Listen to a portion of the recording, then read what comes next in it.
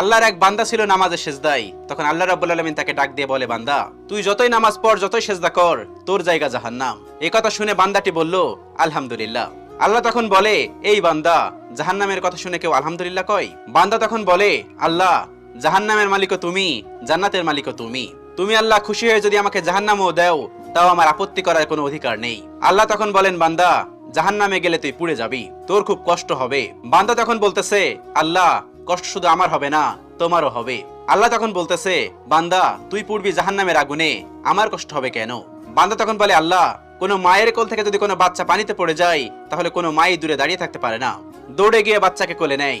আমার বিশ্বাস ওই মায়ের চেয়ে কোটি কোটি গুণ দয়া তোমার বেশি। আমাকে জাহান্নাম দিলে তুমিও আল্লাহ শান্তি পাবে না। আল্লাহ তখন বলে, বান্দা, এই দলিল তুই কই পাইলি?